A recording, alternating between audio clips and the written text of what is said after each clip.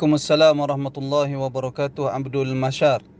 Soalan saudara yang berbunyi, saya nak tanya satu soalan. Apa hukum jika sekiranya ada salah seorang ahli keluarga kita yang sakit, yang mana sakitnya itu sudah lama dan berpanjangan dan menyebabkan kita melihatnya terasa menyeksa dirinya dan kesian. Soalan saya, bolehkah kiranya mendoa supaya Allah mengambil nyawanya segera? Tidak boleh. Tidak boleh kita mendoa supaya Allah Subhanahu Wa Taala mengambil nyawa mana-mana ahli keluarga kita yang ditimpa sakit kerana kesian terhadap dia. Tidak, kita tak boleh doa sedemikian. Bahkan sebenarnya tidak semestinya setiap orang yang ditimpa sakit dan diuji oleh Allah Subhanahu Wa Taala itu dia berada dalam keadaan yang tidak baik. Betapa ramai ataupun ada sahaja orang yang dia sedang diuji oleh Allah dengan kesakitan, namun dia bersabar sehingga dia dapat kelebihan yang cukup besar di sisi Allah Subhanahu Wa Taala, diberi pahala yang berlipat kali ganda dan diangkat kedudukannya di sisi Allah Subhanahu Wa Taala. Kerana itu jangan kita doa untuk orang yang ahli keluarga kita yang ditimpa sakit atau seumpamanya dengan kematian. Tak boleh perkara sedemikian dilakukan. Bahkan yang menjadi kewajipan kita, menjadi tanggungjawab kita sebagai ahli keluarga, iaitulah menasihati dan memberi rangsangan kepada pesakit tersebut agar bersabar dengan ujian daripada Allah Subhanahu Wa Taala.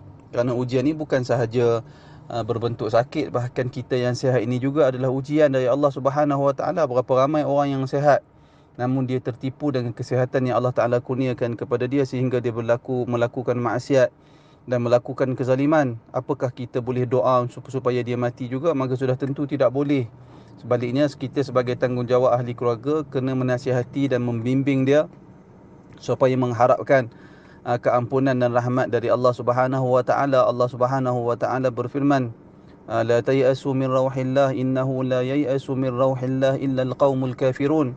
Jangan kamu semua berputus asa dari rahmat Allah. Sesungguhnya tidak ada yang berputus asa dari rahmat Allah melainkan orang-orang yang kafir. Maka kerana itu, bila kita diuji oleh Allah Subhanahu Wa Taala, kita kena mengharapkan rahmat dari Allah Subhanahu Wa Taala. Barangkali juga pada hari ini dia ditimpa dengan sakit yang dahsyat, sakit yang berat, akan tetapi kita tak tahu mana, barangkali sahaja Allah Subhanahu Wa Taala memberi kesembuhan kepada dia dan dia lebih sihat daripada kita. Kemudian Allah Taala memperbaiki keadaan dia menjadi orang yang lebih baik dari sebelum yang dia sakit. Semua itu di dalam ketentuan Allah Subhanahu Wa Taala. Tidak ada sesuatu perkara yang Allah Taala tetap dan tentukan ke atas manusia ini, melainkan kesemuanya adalah baik dan sesuai untuk mereka semua. Semua ketentuan yang Allah Ta'ala takdirkan kepada setiap orang adalah itulah yang terbaik untuk dia semua, untuk dia memperolehi pahala di sisi Allah Subhanahu Wa Ta'ala. Demikian juga boleh saya sebutkan juga hadis yang mana Nabi SAW melarang kita untuk diri sendiri pun. Nabi SAW melarang kita bercita-cita untuk mati disebabkan lidurrin nazala bihi. Nabi SAW bersabda, la yatamannayanna ahadukum lidurrin nazala bihi. Jangan seseorang kamu bercita-cita hendak mati disebabkan sesuatu kemudaratan yang menimpa dia. Akan tetapi jika dia tidak boleh tahan dengan kemudaratan tersebut, kata Nabi SAW, untuk seseorang itu membaca doa, Allahumma ahyini ma kanatil hayatu khairan li wa tawaffani idza kanatil wafatu khairan li. Ya Allah, hidupkanlah aku jika kehidupan itu lebih baik untuk aku, dan matikanlah aku jika kematian itu lebih baik untuk aku. Wallahu ta'ala a'lam.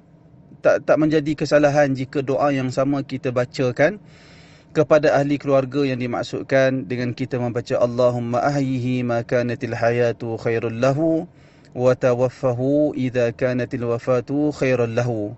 Ya Allah, hidupkanlah dia jika kehidupan itu lebih baik bagi dia, dan matikanlah dia jika kematian itu lebih baik bagi dia. Doa yang seperti itu tidak mengapa. Manakala doa untuk Allah Ta'ala mengambil nyawa dia, tidak dibolehkan. Wallahu a'lam.